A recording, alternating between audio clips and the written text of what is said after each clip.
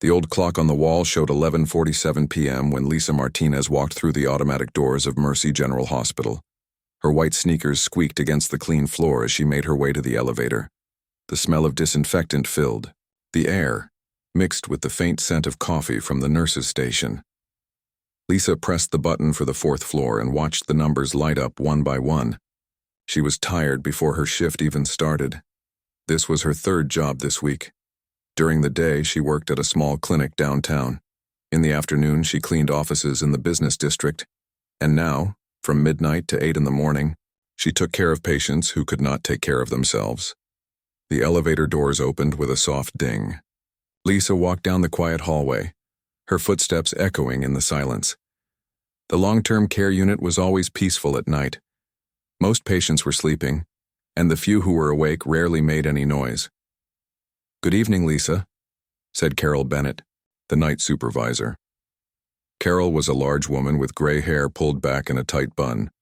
She had worked at the hospital for 25 years and had seen everything. "How's Emma doing?" Lisa's face brightened at the mention of her 8-year-old daughter. "She's good, staying with Mrs. Rodriguez tonight. Her cough is getting better, but the doctor wants to run more tests next week." Carol nodded and handed Lisa a clipboard with patient information. "Room 314 gave us trouble earlier. His heart rate went up for no reason, then went back to normal. Dr. Ross wants you to check on him every hour." Lisa looked at the name on the chart. Jake Morrison, age 32, coma patient for 8 months. She had been taking care of him for the past 3 months ever since she started working the night shift. The man in room 314 was different from the other patients. He was young and looked healthy, except for the fact that he never woke up. "Any family visit today?" Lisa asked. "Those business people came by again," Carol said with a frown. "They don't act like family. More like they're checking on an investment. Strange if you ask me." Lisa had noticed the same thing. Every few weeks, men and women in expensive suits would visit Jake. They would stand around his bed talking quietly among themselves. They never held his hand or brought flowers. They just looked at machines and charts, then left. Lisa walked to room 314 and gently pushed open the door. The room was dimly lit by a small lamp on the bedside table. Jake Morrison lay still in the hospital bed, his chest rising and falling with each breath. Tubes and wires connected him to various machines that beeped softly in the darkness. She pulled a chair close to his bed and sat down. This had become her routine. While other nurses just checked vitals and moved on, Lisa stayed with Jake. She talked to him, believing somehow that he could hear her. "Good evening, Jake," she said softly. "It's Lisa. I'm back for another night." Jake's face was peaceful, his dark hair slightly messy against the white pillow. He had strong features and looked like he had been active before whatever accident put him here. The medical records said he had been found unconscious at some kind of research facility, but there were no details about what had happened. Lisa checked his monitors. Everything looked normal. His heart rate was steady, blood pressure good, breathing regular. She wrote down the numbers on his chart, then sat back down in the chair. "Emma started 2nd grade this week," she told him. "She's excited about learning, to read chapter books. She wants to be a veterinarian when she grows up. Says she wants to help sick animals get better." Lisa smiled, thinking about her daughter's bright eyes and endless energy. Emma was the reason she worked so hard. The little girl had been born with a heart condition that required expensive treatments. Lisa's insurance from the clinic barely covered half the costs. "The doctors say she's doing well, but she needs surgery soon," Lisa continued. "I'm trying to save money, but it's hard. Sometimes I wonder how I'm going to manage it all."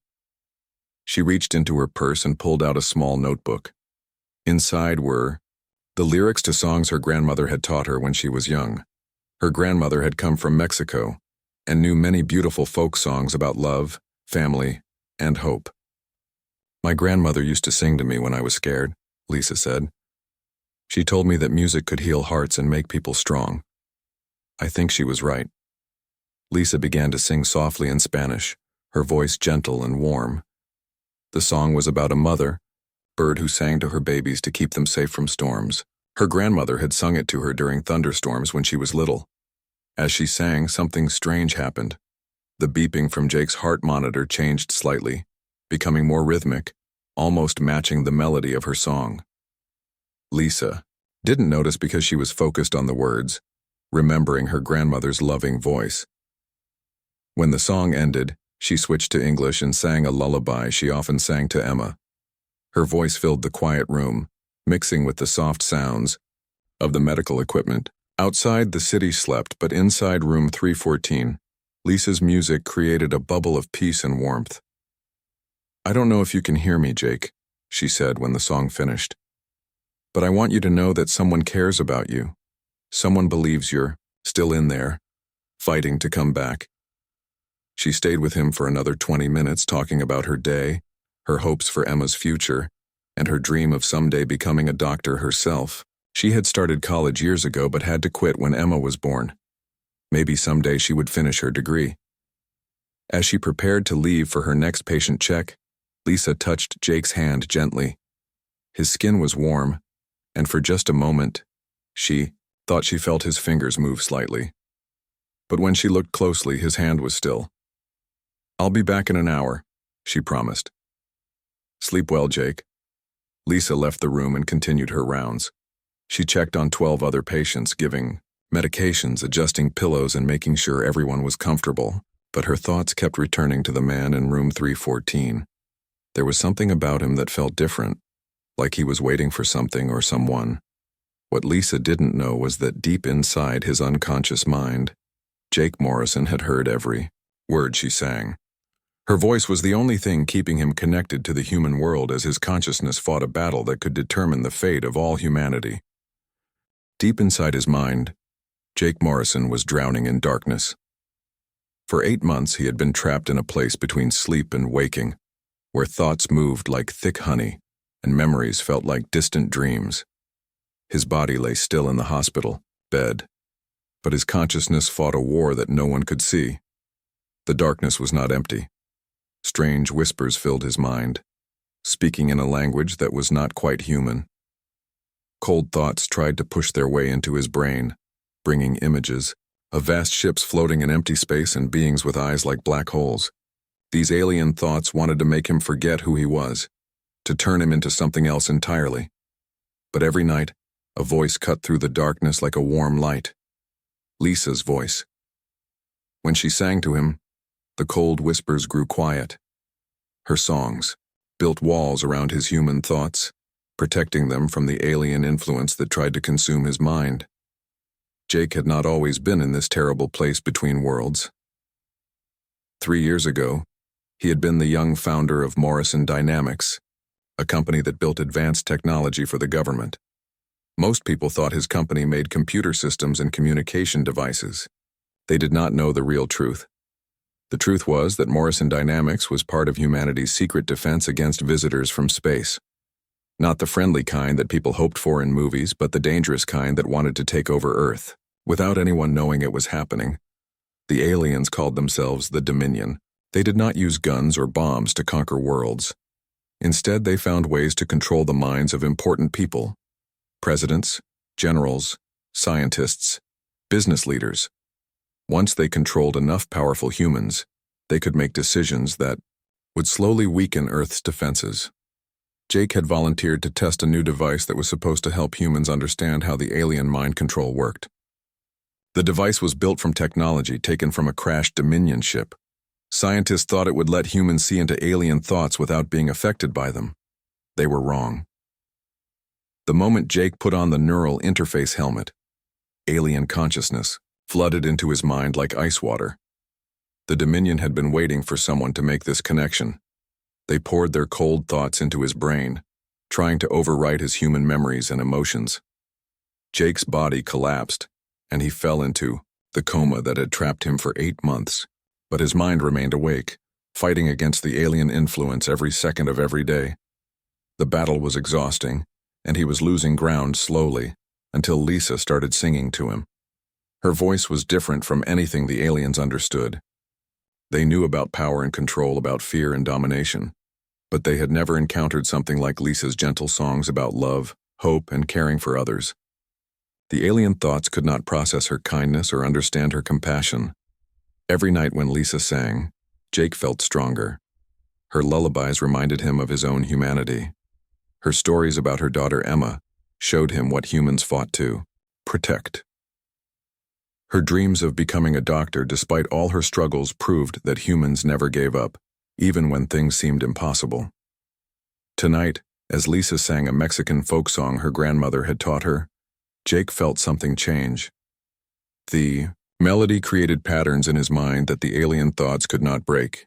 The Spanish words, full of warmth and family love, built new pathways in his consciousness that belonged only to him. The Dominion voices in his head grew angry. They pushed harder, trying to force their cold logic into his thoughts. They showed him images of Earth's cities burning, of humans serving alien masters, of all resistance being crushed. They whispered that fighting was useless, that he should give up and let them take control. But Lisa's voice sang stronger.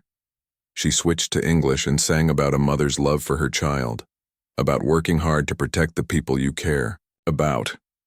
Her words painted pictures of Emma's bright smile, of long nights spent earning money for medical bills, of never giving up on the people who needed you. Jake focused on these human images. He thought about his own mother, who had died when he was young. He remembered his father, who had worked 2 jobs to send him to college.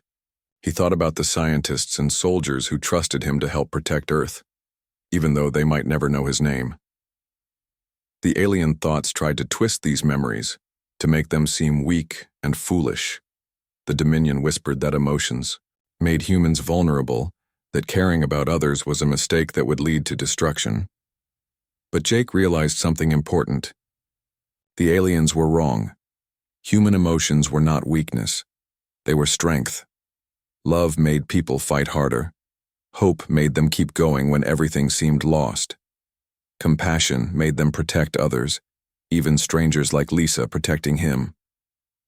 Lisa finished her song and began talking to him about her day. She told him about Emma's excitement over learning to read, about her own tiredness from working 3 jobs, about her fears that she might not be able to afford her daughter's surgery.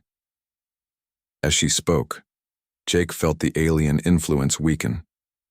The Dominion could not understand why Lisa spent time caring for someone who could not help her.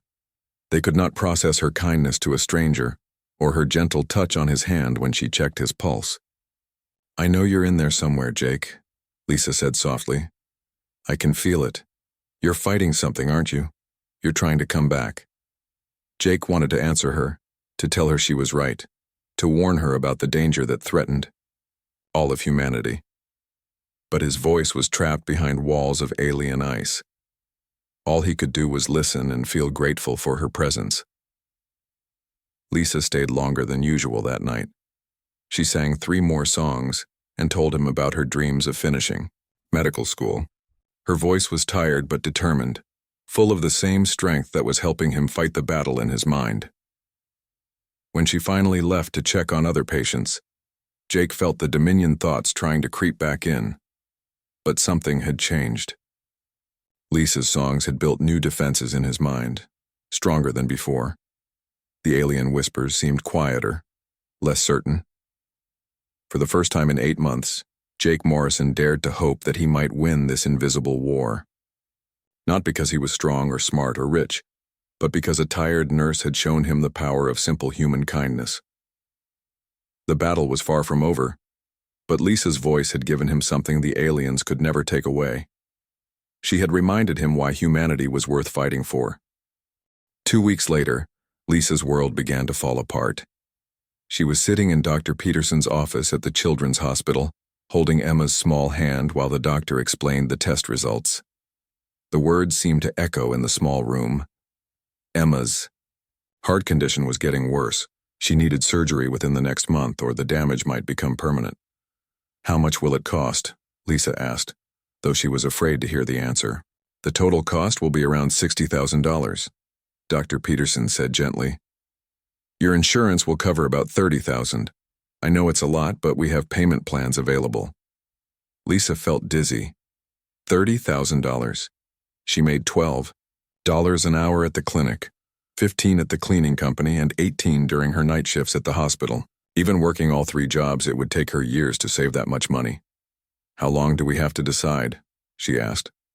2 weeks at most, the doctor replied. "After that, we'll need to consider more complicated procedures." That night, Lisa arrived at Mercy General feeling more tired than ever. Her feet hurt from standing all day, her back ached from cleaning offices, and her heart felt heavy with worry. She had called 3 banks about loans, but none would approve her without better credit or collateral. "You look terrible," Carol Bennett said when Lisa checked in. "Maybe you should go home early tonight." "I need the hours," Lisa replied. "Emma's surgery costs more than I thought." Carol's expression softened. She had worked with many single mothers over the years and understood their struggles. "If there's anything I can do to help..." "Thanks, but this is something I have to figure out myself," Lisa said, trying to smile. She made her way to room 314, carrying the weight of her worries. Jake Morrison lay in the same position as always, peaceful and still. The machines around, his bed beeped their familiar rhythm. Lisa sat down in her usual chair and looked at his face. "I don't know what to do, Jake," she said quietly. "Emma needs surgery and I don't have enough money. I've been working so hard, but it's never enough." For the first time since she started caring for him, Lisa did not sing right away. She just sat there feeling overwhelmed by everything in her life. The silence in the room felt heavy, broken only by the sound of the medical equipment. Inside his trapped mind, Jake felt Lisa's sadness like a physical pain. Her distress was so strong that it cut through the fog of his consciousness more clearly than ever before. The alien voices in his head, which had been growing quieter thanks to her nightly songs, suddenly became louder again. They fed on human suffering, growing stronger when people felt hopeless. But Jake fought back harder than before. Lisa had given him so much strength over the past months. Now she needed strength, and somehow he had to find a way to give it back to her. "I keep thinking about my grandmother," Lisa finally said. "She used to tell me that when life gets hard, you have to remember why you're fighting. She said that love makes people stronger than they think they are." She reached into her purse and pulled out her small notebook of songs. Her grandmother had written some of them down in careful handwriting, mixing Spanish and English words.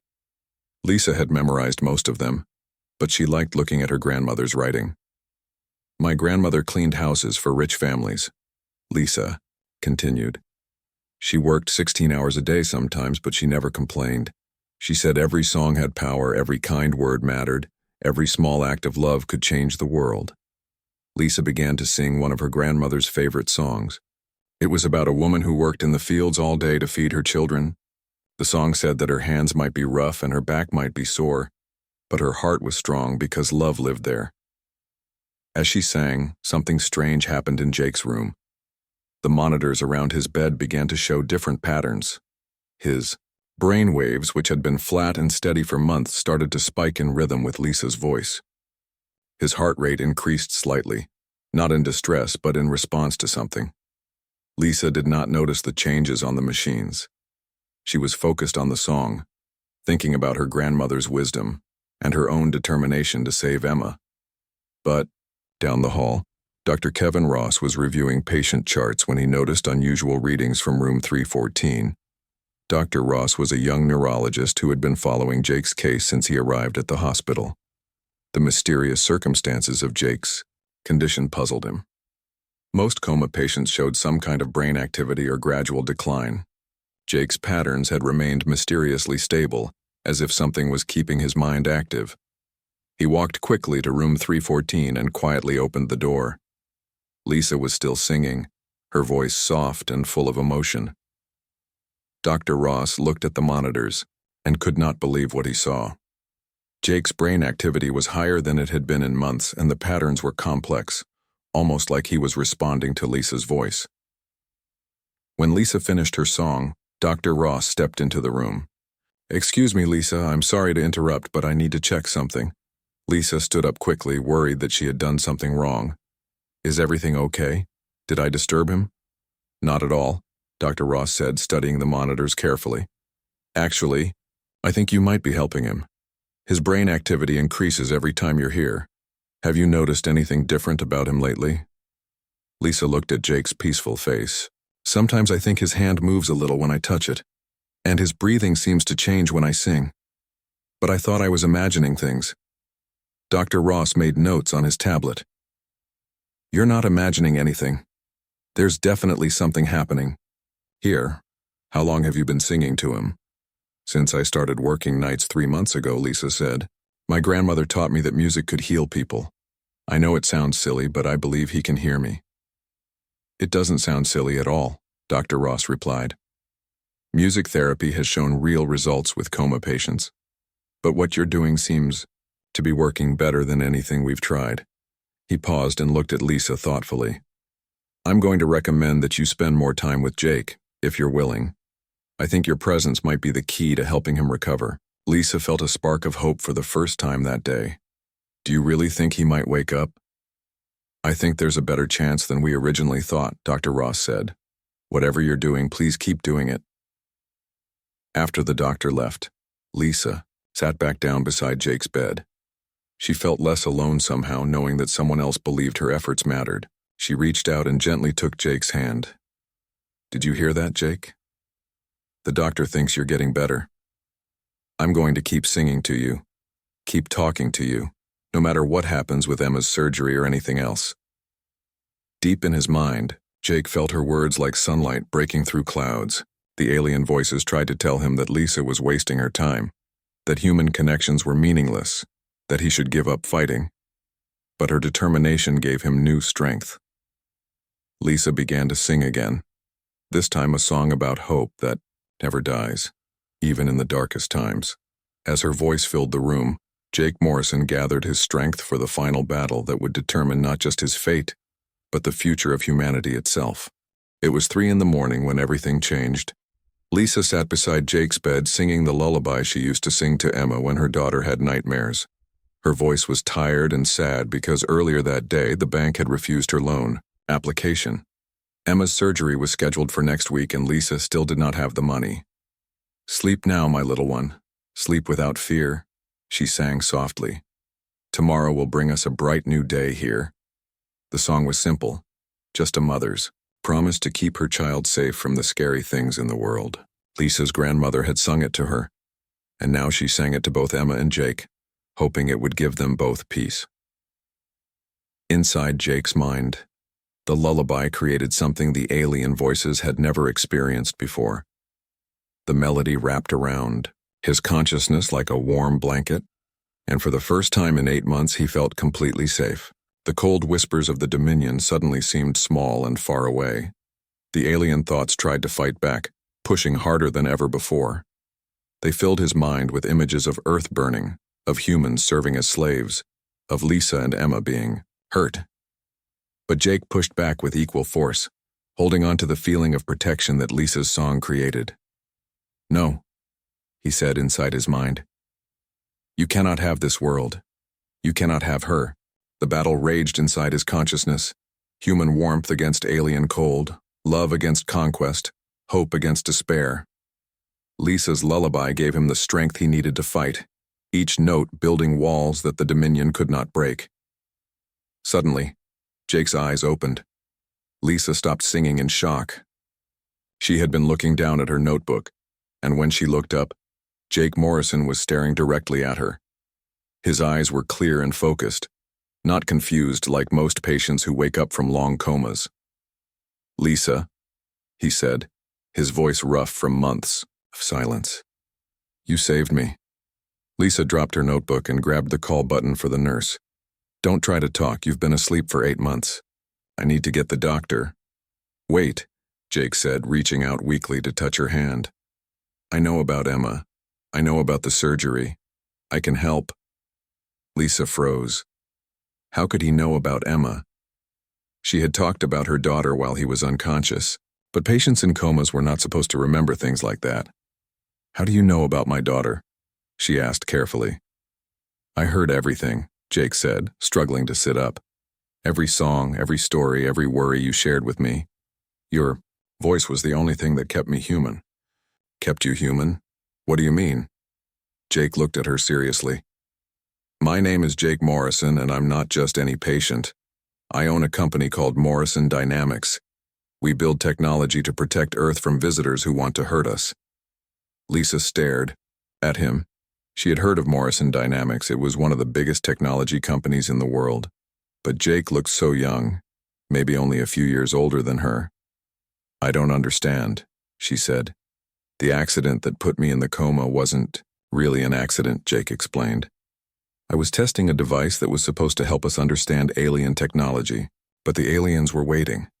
They tried to take over my mind, to use me to hurt other humans. Lisa felt dizzy.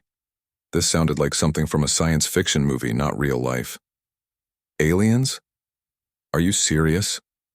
They call themselves the Dominion, Jake said. They don't use spaceships and laser guns like in movies. They take over people's minds, especially important people who make decisions. Presidents, generals, business leaders. Once they control enough powerful humans, they can weaken our defenses without anyone knowing. But why are you telling me this? Lisa asked. Because you saved me, Jake said.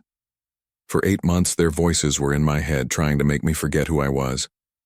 But every night when you sang to me, when you talked about Emma and your dreams, and your grandmother's wisdom, you reminded me what it means to be human. Jake's voice grew stronger as he spoke. The aliens understand power and fear and control, but they don't understand love. They don't understand why a tired nurse would sing to a stranger, or why a mother would work 3 jobs to save her child. Your kindness created something in my mind that they couldn't break. Lisa was quiet for a moment, trying to process everything he was telling her. So you really hurt me? All those nights? Every word, Jake said. You told me about Emma's heart condition, about the surgery costs, about your grandmother's songs. You shared your fears and hopes with someone you thought couldn't hear you. That kind of trust and openness is something the Dominion will never understand. I still don't know if I believe all this alien stuff, Lisa said honestly. Jake reached for the phone beside his bed. Call Dr. Ross, tell him I'm awake and that I need to speak with him privately. Then I'll prove everything I've told you. Lisa made the call, and within minutes Dr. Ross arrived looking amazed and confused. Jake, this is incredible. How do you feel? Do you know where you are? I know exactly where I am and what happened to me, Jake said. But I need to make some phone calls. There are people who need to know I'm awake. Dr. Ross ran several quick tests, checking Jake's reflexes and asking basic questions. Everything seemed normal, which was unusual for someone who had been in a coma for so long. I need to run more tests, Dr. Ross said. But first, you should rest. I can't rest yet, Jake replied. Lisa, I meant what I said about helping with Emma's surgery. But first I need to contact my security team.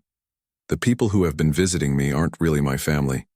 Some of them might be working for the Dominion. As if summoned by his words, footsteps echoed in the hallway outside. Lisa looked through the small window in the door and saw 3 people in expensive suits walking toward room 314. She recognized them as Jake's usual visitors. They're coming, she whispered. Jake's expression grew serious. Lisa, I need you to trust me. These people are dangerous. When they come in, act like I'm still unconscious. Can you do that? Lisa nodded, though her heart was beating fast.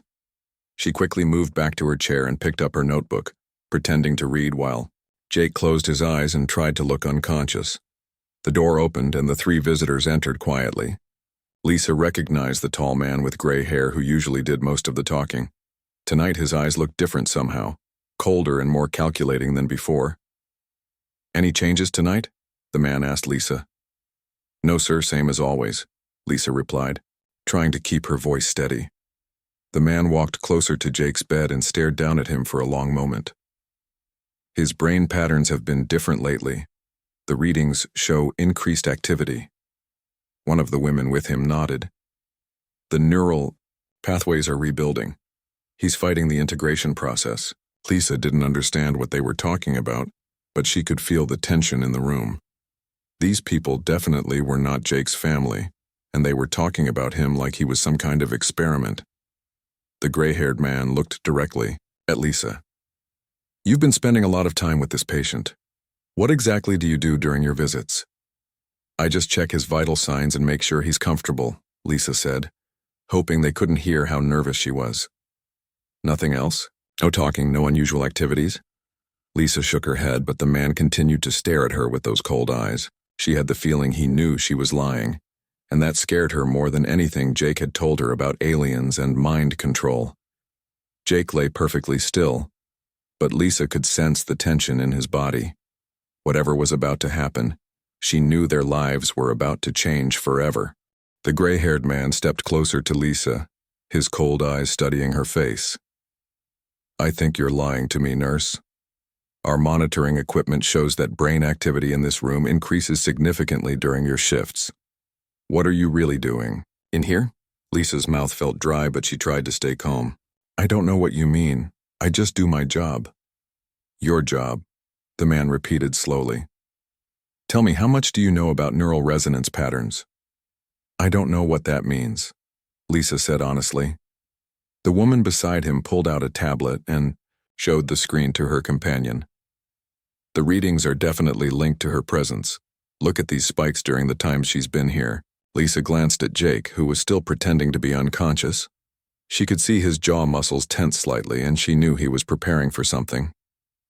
Perhaps we should transfer Mr. Morrison to our private facility tonight, the gray-haired man said. This hospital environment seems to be interfering with the process. No, Lisa said before she could stop herself. I mean, you would need Dr. Ross to approve any transfer. Hospital policy. The man smiled, but it was not a friendly smile. Hospital policies can be changed when necessary. Money talks very loudly in places like this. At that moment, Jake's eyes snapped open. Money does talk, Richard, but not as loudly as the truth. The three visitors stepped back in shock. The gray-haired man named Richard recovered quickly, but Lisa could see fear flash across his face. Jake, you're awake. That's wonderful news, Richard said, but his voice sounded forced. How are you feeling? I'm feeling like myself for the first time in 8 months, Jake said, sitting up slowly. Which is more than I can say for you and your friends here. Lisa looked confused. Do you know these people? Unfortunately, yes, Jake replied. Richard Walsh used to work for my company, but somewhere along the way the Dominion got to him. They're controlling his mind now. Richard's fake smile disappeared. You always were too smart for your own good, Jake. The integration process should have been complete by now. You should be one of us. Thanks to Lisa, I'm still me, Jake said. Her songs created neural pathways that your alien masters couldn't break. The woman with the tablet spoke in a voice that sounded strange and hollow. The human's emotional resonance patterns interfered with the mental restructuring. This was not anticipated. Lisa felt a chill run down her spine. The way the woman spoke didn't sound human at all. Lisa, I need you to press the emergency button and call security, Jake said calmly. But before Lisa could move, Richard pulled out what looked like a small gun. Nobody is calling anyone. We're taking Jake with us tonight, and the nurse will have to come too. She knows too much now. You won't hurt her, Jake said, his voice full of quiet anger. We don't want to hurt anyone, Richard replied. But the Dominion's plans are more important than individual human lives. Earth will be much better off under their guidance. Lisa couldn't believe what she was hearing. These people were talking about taking over the entire planet like it was a business deal. Why? She asked. Why would you help aliens hurt your own people? The woman answered in that same hollow voice. Humans are inefficient. You waste time on emotions, on caring for the weak, on pointless activities like music and art. The Dominion will create order and purpose. That's not waste, Lisa said, feeling angry. That's what makes us human. Caring for each other is what makes life worth living. Exactly, Jake said. That's what they'll never understand. Lisa, your grandmother, was right. Every song does have power. Every kind word does matter. Your compassion is humanity's greatest weapon against them. Richard raised his weapon. Enough talking. You're both coming with us. Suddenly, the lights in the hallway began flashing red, and an alarm started sounding. Through the window, Lisa could see hospital security guards running toward their room. "How did you—" Richard began. Jake smiled. "I pressed my call button 5 minutes ago when you first threatened Lisa. Hospital security takes threats to staff very seriously." The door burst open and 3 security guards rushed in, followed by Dr. Ross and Carol Bennett. The guards quickly surrounded the 3 visitors. "These people are not authorized to be here," Dr. Ross announced, "and they're threatening my staff." Richard still held his weapon, but he was outnumbered. "You don't understand what you're interfering with. This is a matter of national security." "Then you can explain it to the police," Carol said firmly. One of the security guards spoke into his radio. "We need backup in room 314 and call the police. We have armed intruders threatening hospital staff." The woman with the tablet suddenly threw it to the ground, smashing it.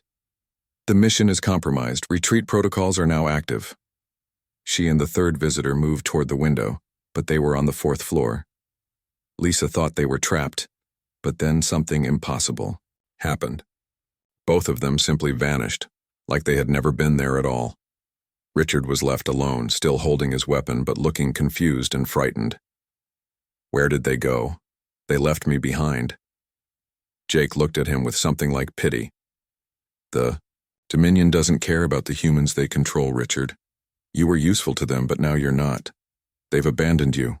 Richard's hand began to shake. "But they promised. They said Earth would be better." "They lied," Jake said simply. "That's what conquerors do." The security guards carefully took the weapon away from Richard, who seemed to be in shock. As they led him away, he kept mumbling about promises and plans that would never happen. Dr. Ross approached Jake's bed looking amazed. "I have about 1,000 questions, but first, are you really okay? You've been unconscious for 8 months." "I'm better than okay," Jake said, "but we need to talk privately. There are things you need to know about what's really happening in the world." He turned to Lisa, who was still trying to process everything that had happened. "Lisa, I meant what I said about helping with Emma's surgery. But more than that, I want to offer you a job." "A job?" Lisa asked. "At Morrison Dynamics.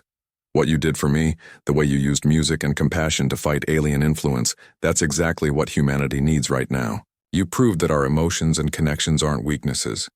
They're our greatest strengths." Lisa looked at this man who had changed from a coma patient to someone offering to transform her life in just one night. "I don't understand any of this technology stuff." "You don't need to understand technology," Jake said. "You understand people. You understand what it means to care for someone without expecting anything in return. That's the kind of strength that can save our world." Dr. Ross cleared his throat. "I hate to interrupt, but Jake, you should rest. And Lisa, you should probably go home and process what happened tonight." "No," Lisa said firmly.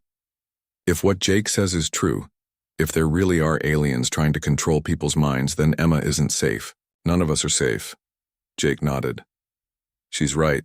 The Dominion knows about both of us now. They'll try to stop us from helping other people resist their control." "Then what do we do?" Lisa asked. Jake smiled, and for the first time since she met him, he looked completely confident. "We fight back, but not with weapons or technology. We fight back with exactly what saved me. We fight back with human connection, with compassion, with the kind of love that you show Emma every day." "How?" Lisa asked. "We teach other people how to recognize when someone they love is being controlled. We show them that music and kindness and genuine emotion can break alien influence. We turn humanity's greatest strength into our best defense." Lisa thought about her grandmother's songs, about the power of caring for others, about the strength that came from never giving up on the people you loved. Maybe Jake was right. Maybe the things that made humans different from these aliens were exactly what would save them. "Okay," she said. "I'll help you. But first, we save Emma." "Deal," Jake said. "And after that, we save everyone else." 6 months later, Lisa Martinez stood in front of a classroom full of children at Lincoln Elementary School. The room was bright and cheerful, with drawings on the walls and small desks arranged in a circle. 25 young faces looked up at her with curious eyes as she prepared to teach them something that might one day save their lives. "Today we're going to learn about the power of songs and kindness," Lisa said with a warm smile. "Who can tell me about a time when music made them feel better?" A little girl with pigtails raised her hand. "When I'm scared at night, my mom sings to me and I feel safe." "That's perfect, Sarah," Lisa said. "Music has special power. It can make us feel connected to the people we love, and it can help us remember who we really are." Lisa pulled out her guitar, a gift from Jake when she started working at Morrison Dynamics 6 months ago. The company had changed completely since Jake recovered. Instead of building weapons and defensive technology, they now focused on something much more important: teaching people how to recognize and resist alien mind control through human connection. Emma sat in the front row, healthy and happy after her successful heart surgery. The operation had been performed by the best doctors money could buy, and Emma had recovered faster than anyone expected. Now she was 8 years old and full of energy, excited to see her mother teach other children about the power of music. "My mom saved a man's life by singing to him," Emma announced proudly to the class. "That's right," Lisa said. "Sometimes the simplest things we do, like being kind to someone or sharing a song, can be more powerful than we think." She began to play a gentle melody, the same lullaby her grandmother had taught her years ago. As the children listened, their faces relaxed and they seemed to glow with happiness. This was what Jake called neural resonance, the way positive human emotions could create patterns in the brain that alien influence could not break. After the school visit, Lisa drove to Morrison Dynamics headquarters, a tall building in downtown Seattle. The company had grown quickly over the past months, but not in the way most businesses grew. Instead of hiring engineers and computer programmers, they hired teachers, nurses, musicians, and counselors. People who understood how to make genuine connections with others. Jake was waiting for her in his office, looking much healthier than he had in the hospital. His company had discovered something amazing. All around the world, there were people like Lisa who had natural resistance to alien mind control. Usually, they were people who spent their lives caring for others: parents, teachers, medical workers, musicians who played for children. "How did the school visit go?" Jake asked as Lisa sat down in the comfortable chair across from his desk. "Wonderful," Lisa replied. "Those kids learned the songs so quickly, and I could see it in their faces. They understood that kindness was important, even if they don't know why yet." Jake nodded. "The reports from our other centers are similar. We now have resonance centers in 43 cities across the country. Each one is teaching people how to use emotional connection as a defense against mental manipulation." Lisa looked at the map on Jake's wall, with pins marking each center. "Do you really think it's working?" "I know it is," Jake said. "Our monitoring systems show that Dominion influence is decreasing in areas where we've established centers. People are becoming harder to control because they're more connected to each other." He pulled up a report on his computer. "Look at this data from Chicago.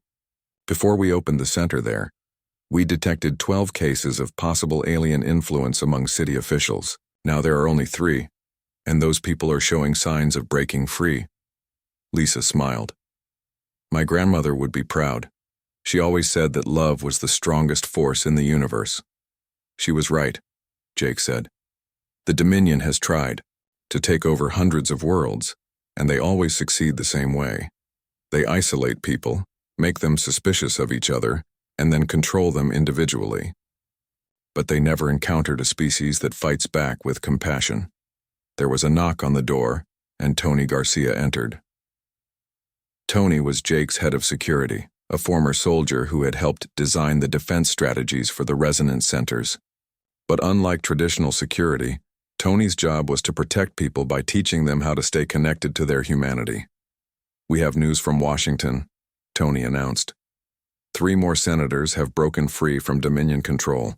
Senator Williams called this morning to say that attending his granddaughter's school musical somehow cleared his mind.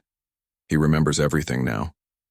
That's Senator Williams who was pushing for those isolationist policies? Lisa asked.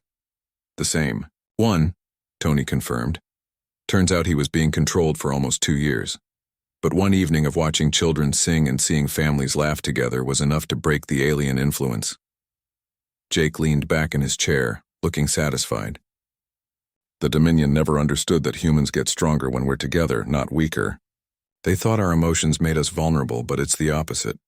Lisa thought about all the changes in her life over the past 6 months. She was no longer a struggling nurse working 3 jobs. Now, she was the director of the Human Resonance program, traveling around the country to teach people about the power of connection. Emma went to a private school and had the best medical care available. But more importantly, they were part of something bigger, something that was protecting all of humanity. Have you heard anything from Richard? Lisa asked. Richard Walsh, the man who had been controlled by the Dominion, was now in a special recovery program. He's doing much better, Jake replied. The therapy is working. When someone breaks free from Dominion control, they need time to remember who they really were. But Richard is helping us understand how the aliens choose their targets. What have we learned? Lisa asked. They go after people who are isolated, stressed, or angry, Tony explained. People who feel disconnected from others. That's why our work is so important. When people feel loved and supported, they're almost impossible to control. Jake stood up and walked to the window, looking out at the city below. We're winning, Lisa. Slowly but surely, we're teaching humanity how to protect itself. Not with weapons or walls, but with the things that make us human. What's next? Lisa asked. We expand internationally, Jake said. The Dominion threat is global, so our response needs to be global too. We're opening centers in Europe next month, then Asia and South America. Lisa felt a sense of pride and purpose that she had never experienced before. Her grandmother's simple songs about love and family had become the foundation for protecting the entire world. Every lullaby she had sung to Jake in that hospital room had helped save humanity. There's something else, Jake said, turning back to face her. I want you to know that what you did for me, what you're doing for everyone now, it's not just a job. You're not just an employee. You're my partner in this, and more than that, you're my friend. Lisa smiled. 6 months ago, I was just trying to pay for Emma's surgery. I never imagined that singing to a coma patient would lead to saving the world. That's the point, Jake said. You didn't set out to be a hero. You just did what felt right, what your heart told you to do. That's exactly the kind of strength that defeats the Dominion. As the sun set over Seattle, Lisa looked out at the city lights and thought about all the families having dinner together, all the parents reading bedtime stories to their children, all the simple acts of love happening, every moment around the world. Each one was a small victory against those who would steal humanity's freedom. Emma was waiting for her at home, probably practicing the piano songs Lisa had taught her. Tonight, like every night, Lisa would sing her daughter to sleep with the same lullabies her grandmother had shared with her. And somewhere in the world, other people would be doing the same thing, connecting with each other, caring for each other, and proving that humanity's greatest weapon was not found in any laboratory or weapons facility. It was found in the human heart. The Dominion had underestimated humanity once, thinking that emotions made them weak. They would not make that mistake again because now they knew the truth. When humans loved each other, they became unstoppable,